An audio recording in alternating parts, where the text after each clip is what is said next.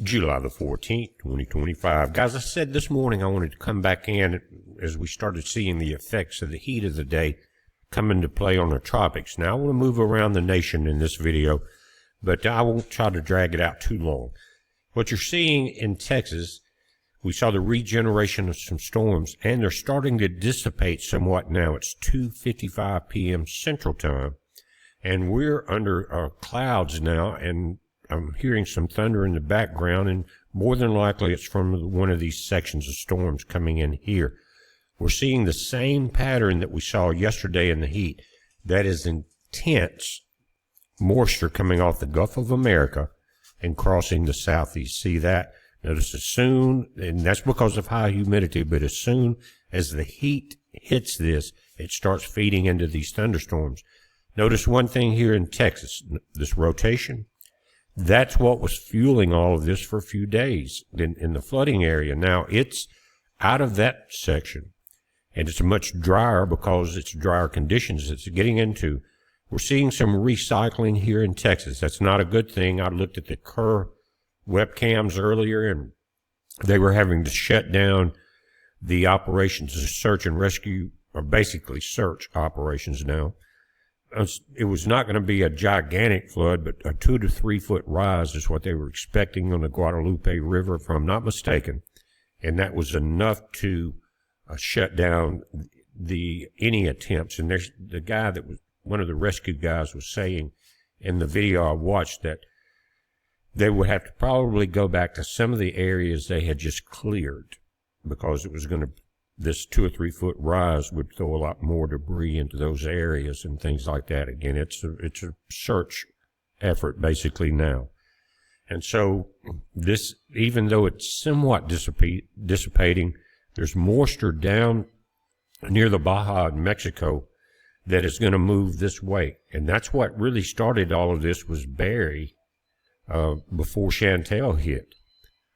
And so what we're looking at now is, and I'm going to back it out. There is a system that's in Mexico about to move over. What is that? The Sea of Cortez, I think. Guys, we'll flip the satellite image over there, but I want to talk about the southeast a little more. We're going to look around the nation. But we've got a real good rotation right here. Again, this is concerning because scheduled to move into warmer waters tomorrow. But before it does that, it's got to cross the Gulf Stream itself. And it may be touching it in the outer edges, but I tell you what it is doing now is throwing flood watches and warnings up along the Florida coast all the way up to above Lake Okeechobee, right in this area. And I did see a webcam earlier where they were getting people off the beaches down in Miami at one of the big hotels. They were running for it. Rain was coming in very hard and high winds. So that is picking up. That's going to continue. Because even though it's pulling this way tomorrow and tonight, it's starting to pull these storms into itself here. So right now you're getting storms coming in from your north, and this goes all the way down to north of Miami to Alligator Alcatraz, and everything's pushing north. But that may, pushing from the north south, but that may change, guys. As this gets closer, you may see these storms start to pull in, like here on the bottom side of your east coast. See that? They're not pushing down as much. They're starting to be pulled into this tail. You also have a band forming here. Check that out. We are getting, I mentioned this, we're getting a little thunder now. We've been getting these daily showers, which I'm not going to complain about. I'm not in a flood zone. I am concerned about you guys that are. But it's been a blessing in the sense that right now, our heat index is 112, 84% humidity, outside temp at 89. And it'll take that down if these come into the 70s in just, 15, 20 minutes. And such a blessing. It helps your light bill, it helps you, it helps everybody feel better when you do that. And my Huskies are agreeing on that. They said, let it rain, let it get cool. They have nothing to complain about because they're all in the air conditioner. They have a doggy door when they want to go out on the deck, but that's just something they do, and they're back in looking for snacks and cool air. That's fine with me, though. Anyway, let's look at it on the infrared just a moment. You look at this line. that's what the video last night I told you, with the heat of the water, both in the Gulf and in the Atlantic, and the amount of moisture being pulled over the southeast, this was going to be tropical flooding. Now, Texas, you're getting a little bit of break, but that system down in the, about to get into the Sea of Cortez, is starting to push some moisture your way.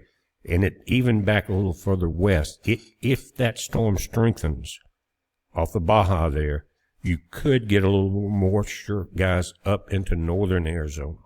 Okay, that would be the best scenario. And you can see where at the very top of the map right here, these storms are starting to build up again in the heat of the day. We're going to move the satellite imaging up, but notice the strength of the storms and the systems out here. Look at the amount of rainfall, guys.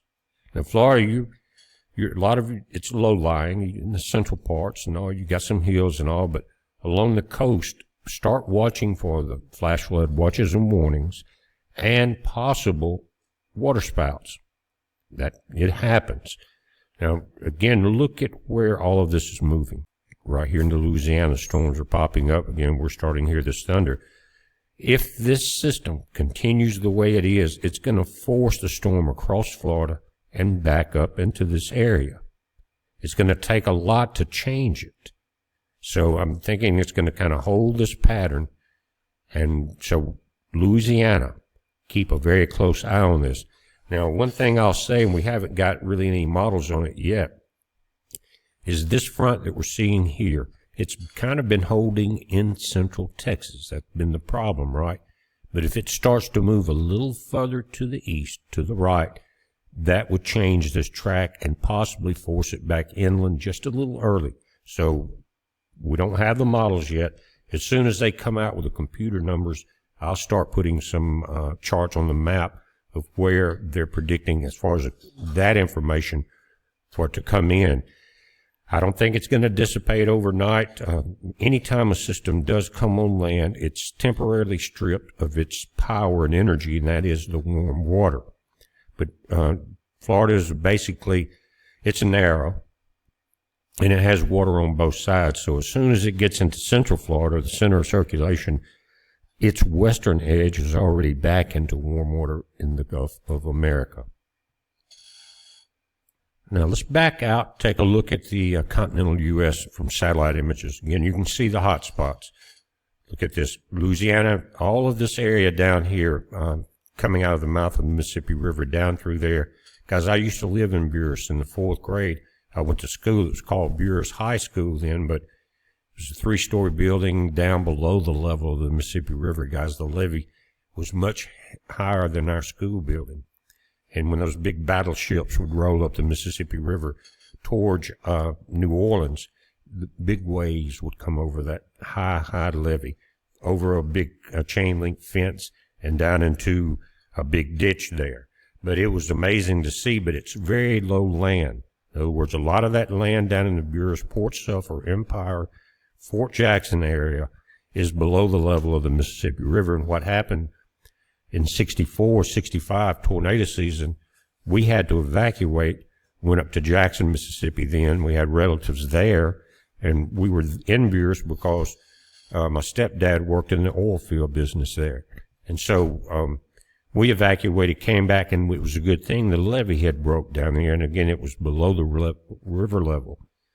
The house was fine. The carport and stuff was flipped over, and there was some flooding and things like that. But New Orleans really got hit hard. Again, Hurricane Betsy, look it up. I remember it was the last time you saw a bunch of those trolley cars going up and down New Orleans. They have a few now that I call token trolley cars, but then all of that got wiped out pretty good in Betsy. And anyway, the point is it's very low lying and very susceptible to flooding. You guys have probably seen the show Swamp People, where they hunt the alligators and stuff. That's all in what we're talking about, is that low-lying flat land, bayou country, swamp country down in there. And you're already getting pelted, so be very careful. It was a 2-lane highway, but it's now 4 lanes, so it's a little easier to navigate. But there were places in that road that were underwater after that levee broke, for you guys that are there now. Now, if you look over here, there's a low pressure, it's a tropical low that is spinning in the right direction to be tropical, counterclockwise, about to step off in one section of the center, is already in the Sea of Cortez right there. So if this gets in the Sea of Cortez, you guys in Arizona pray that it moves north and continues in over that warm water and pushes up into Southern California and into Arizona, Utah, and Colorado, because you've got 3 fires here now. You got the one that's wiped out that beautiful lodge on the north section, or the north rim. You got one just due north into Utah, and one, if you drew a straight line east, into Colorado. Now, Colorado, you may be about to get a break. See this? And again, this moisture from this storm is being pushed. And this is that upper edge. It just needs to be moved a little further. So, again, what I'm hoping for is this continues in its movement, and this section of moisture moves into Arizona and helps those folks out there. Now, I found out that it was, when it first happened, they were told not to put it out. It was a lightning strike. And they said, call it a controlled burn and just keep an eye on it. Then I think it was a Friday night, winds got up to 40 miles per hour. They had to evacuate everybody. Thank God they did. No one was injured or hurt as far as I know. Now, it was a great section of the U.S. National Park Service, the oldest one. I've been to the one on the South Rim. I did not go to that one, and I regret it now. But I only had 2 days up there, and we started on that South Rim and worked our way around that edge and ended up over into the section of the Hopis. But, and back down into Flagstaff where you could see the San Francisco peaks. Beautiful. We went through that park there, working our way through. But I didn't get over to that northern rim, and I regret it. Now, I'm sure they will rebuild unless it's a mineral land grab. But they are being newer, more modern, and things like that. But you'll never replace the antique handmade blankets, the artifacts, all of that was in there.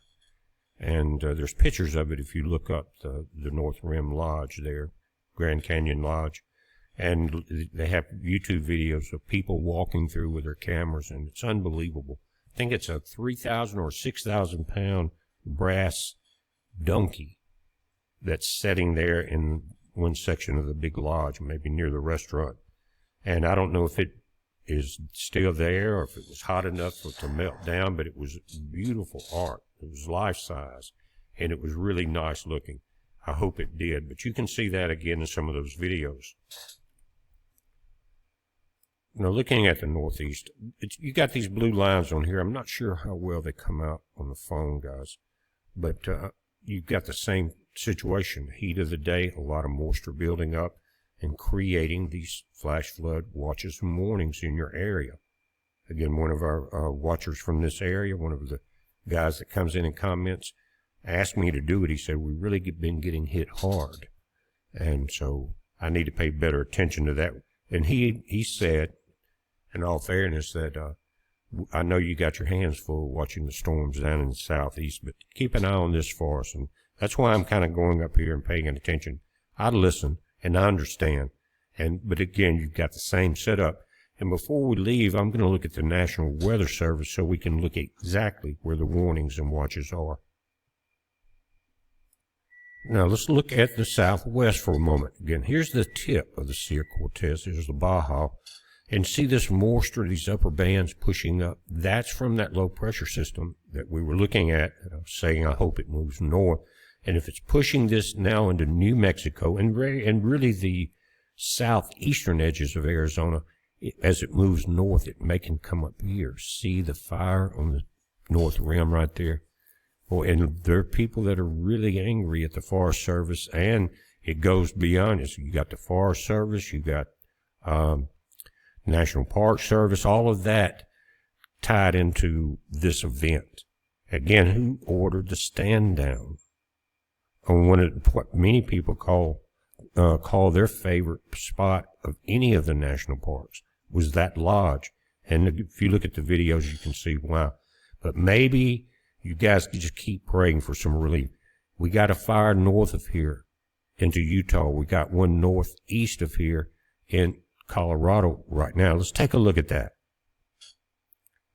Now, I've got this pause right over the four corners. See that right there? This is Arizona, Utah, Colorado, New Mexico. The black spots are fires here, here. Now, you're going to see one as that we go and get out from under this cloud cover. There's one over in the Colorado, too. And if you look right here, northern New Mexico, looks like you got a hot spot. Let's play this thing forward. Again, you're getting this because it's nighttime. I backed it up that far. Let's go to the present. See, it's sweeping cloud cover. Now, notice the one right there is the cloud cover pulled out up in Colorado. Look at that. Here's your two that are in Arizona. This is your North Rim fire here, the big one. But you can see the smoke now is being pushed down. It's going to catch into that front coming off the Baja and push back up into Southern California. Again, we've got four sections here in the four corners that are starting to kind of get out of hand again. This one right here is starting to get powerful. Of course, the North Ridge fire just keeps growing. And right here. Not sure exactly where that's at in Colorado, guys. Is that around Colorado City down in that area? Let me know. But you can see where the fires are and what's happening here. You got a lot of wind moving around, and it's being pushed and trapped in between the high pressure north of here and the low pressures that are forming below it. But it's very dry. So anybody camping in these areas, you may not be as lucky. And notice this fire right here. You can't see it. Never really gets out of the out from under the clouds. But right there, see it pop up and start creating its own. So you may not be as lucky as what the people were evacuated off the North Rim. And some left there. I saw in a video and went around to the South Rim Lodge and watched the fire from that side. But everything's a hot spot right here in this area. Very dry. And it's not going to be out in the desert. It's going to be in the green vegetated areas that have very dry underbrush. Now let's look at the South Florida forecast for just a moment. You got flood warnings in the light green. See that right there? Short-term forecast. And we're talking about the Keys, all of this area. Flood watches. This is just, I guess, before you go across the bridge to the Keys through Homestead, Miami, Fort Lauderdale, Boca Raton, West Palm Beach, all the way up to the center of the Everglades, or the Lake Okeechobee.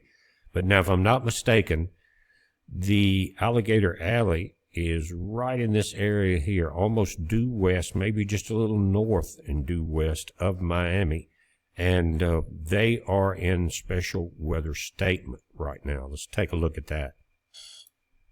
This is coming out of the Tampa Bay and out of Ruskin, Florida area. Highlands, Florida, Polk, Florida, Hardy, Florida, 3:41 p.m. Eastern. Strong thunderstorm will impact northwestern Highlands, northeastern Hardy, and south central Polk counties through 4:30 p.m. At 3:41, Doppler radar was tracking a strong thunderstorm near Avon Park, moving southwest at 10 miles per hour. Wind gust up to 50. Again, you got a tent city there, basically. At Alligator Alcatraz. Source radar indicated. Now, back to that, the containment center there, they more than likely, looking at the weather, have stopped bringing people in and more concentrated on getting people out right now. I'm not sure, but that would be a definite plan to avoid a lot of confusion and possibly disaster and more heat from the Democratic side. But they're saying, again, radar indicated gust of 50 miles per hour. Gusty wind can knock down tree limbs and blow around unsecured objects. Locations include Sebring Regional Airport, Crooked Lake Park, Bowling Green, Zolfo Springs, Sylvan Shores, Lake Istapoga, Avon Park, Sebring Shores, Frostproof, Lake Josephine, Florida, Avon Park Executive Airport, the Washula Avon Park Air Force Range, Sebring, Cruiseville, Lake Placid, Placid Lakes, and Fort Meade. If outdoors, consider seeking shelter inside a building. And we're going to see these type warnings pick up over the next few days, guys. And this is what your current radar looks like. Here's Miami. Again, this line is what they're talking about. See it moving right here? South of Everglades City, right over the area we've been talking about. Here's Key Largo, Marathon. You got rain and thunderstorms coming in out there. And I expect that to continue. But with these squalls, always watch for intense lightning, but also water spouts and very fast pop-up tornadoes. They usually come and go real fast, but they're very destructive. Belle Glade, you're getting a little better, but all the way up north into Sebring, here's Fort Pierce, you're getting a break now, but everything's moving to the south. That's going to change as this storm, where you're seeing the southern tip of it right there, as it moves across, all of this is going to start pulling north on you guys this way. Now, this is the latest info from the National Hurricane Center in Miami. This was at 1:10 p.m. Eastern, so it's been up a couple of hours. But notice the area, it's a 30% chance of development, but the area has enlarged in this loop right there. So just dipping a little further south, and that's kind of indicated on the storms we're seeing in this section, again, south of Lake Okeechobee here in Florida. Let's read this. It says 30% chance of cyclone formation in 7 days. An area of low pressure located offshore on the east coast of Florida is producing disorganized showers and thunderstorms. This disturbance is forecast to move to the west, northwest across Florida during the next day or so and into the northeastern Gulf by late Tuesday.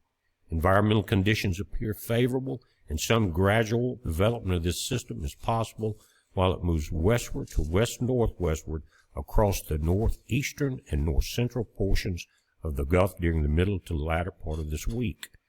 Regardless of development, heavy rainfall could produce localized flash flooding over portions of Florida and the north-central Gulf Coast through the middle to latter portions of the week. That's what I was talking about in last night's video.